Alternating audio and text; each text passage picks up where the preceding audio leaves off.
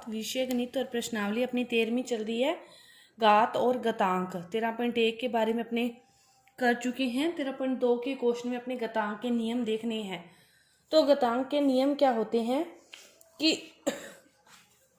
जब आपके पास घातांक के नियम देखते हैं अपने कि आधार समान हो और घातें अलग अलग हो, इसे कहते हैं आधार, इसे कहते हैं घातें।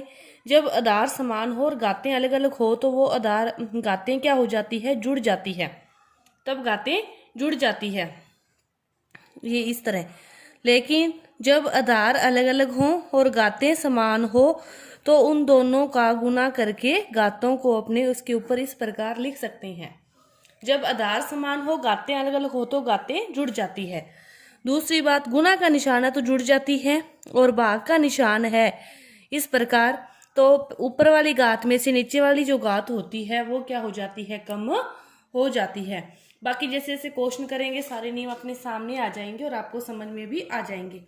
तो देखो पहला क्वेश्चन क्या दे रखा है, 3 की घात 2 गुना 3 की घात 4 और 3 की घात 8।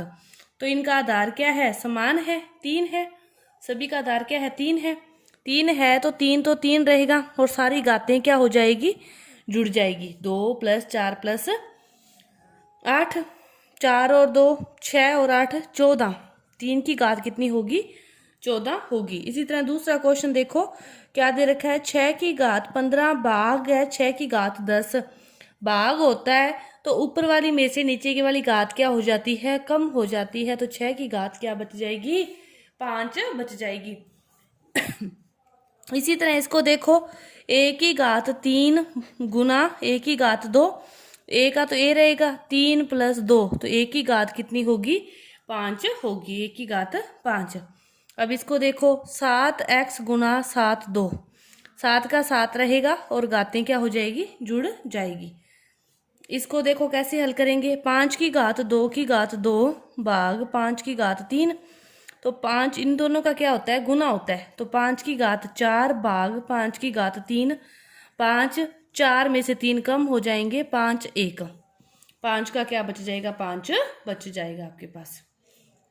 इसको देखो कैसे हल करेंगे, 3 4 की घात 3 है तो इन दोनों घातों का क्या होता है, गुना होता है, तो 3 की घात 12। इस क्वेश्चन को देखो, 2 की घात क्या है, 20 भाग 2 की घात 15 और फिर भाग है 2 की घात 3। पहले इन दोनों का करेंगे, तो 2 की घात 20 में से क्या जाएगी, 15 जाएगी और बाहर बच जाएगी 2 की घात 3। 20 में से 15 गए तो 2 की घात 5 भाग 2 की घात 3।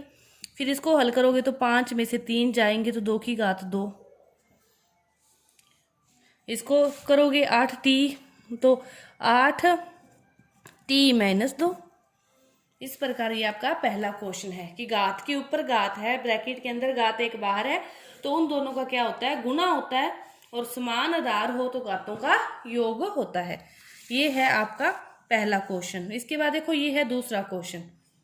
दूसरे क्वेश्चन में इनको हल करना है। कैसे हल करते हैं, देखो 2 की घात 3 है तो 2 को कितनी बार लिख दो, 3 बार। 3 की घात 4 है तो 3 को कितनी बार लिख दो, 4 बार। एक क्या पड़ रहा है, 4 अपॉन में 3 गुना 32। 3 से 3 कट गया, 4 8 है 32। फिर 2 से काटेंगे, 2 चौक है 8, फिर 2 से काटोगे 2, 2 से काटोगे 2, क्या बच गया, 3 की घात 3 बच गया, नहीं तो 3 3 9 3 27 बच गया। ये इस प्रकार सारे हल करने। इसको देखो, 5 की घात कितनी होगी, 6 होगी, तो 5 को कितनी बार लिख दें, 6 बार। 1 2 3 4 5 6। यहाँ पे 5 कितनी बार है, 4 बार है, पड़ा रहने दो एक बार। ये 5 कितनी बार है, 7 बार। ये 6 बार है, 5 कितनी बार है, 6 बार है, ये 7 बार है। इसको 7 बार लिखेंगे तो 1 2 3 4 5 6 7। 6 बार वाले से 6 कट गए, एक बचेगा। ऊपर 4 बार है, 1 2 3 4, नीचे 1 बचा था वो भी कट गया, तो 5 की घात कितनी बचेगी, 3 बचेगी, और उसको गुना करोगे तो कितना आएगा, 125 आएगा। इसी प्रकार इसको हल करेंगे। 25 की घात 4 है तो 25 को कितनी बार लिख दो, 4 बार लिख दो।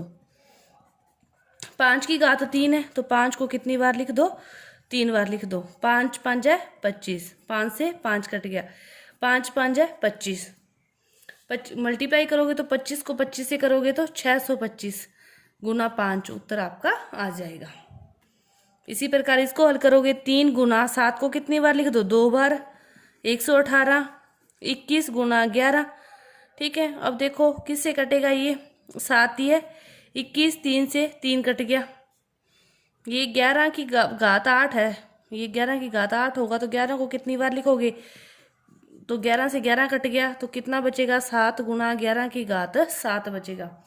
अब इन क्वेश्चनों को समझो, ये तो आप कर लोगे। ठीक है, घातों को लिख के 3 को 7 बार लिखोगे, नहीं तो सीधा ही देखो 3 की घात 7 है, ऊपर नीचे क्या है 3 की घात 4 और ये 3 है, गुना में है, आधार सेम है, घातों का योग हो गया तो 3 की 7 बटा में 3 की 7 कट गई, सेम है तो कितना उत्तर आया, 1 उत्तर आया आपका। ये तो इस प्रकार हो जाएगा। लेकिन जो समझने वाली बात है वो ये है भी किसी की भी घात 0 हो, किसी की भी घात 0 हो तो उसका उत्तर कितना होता है, 1 होता है।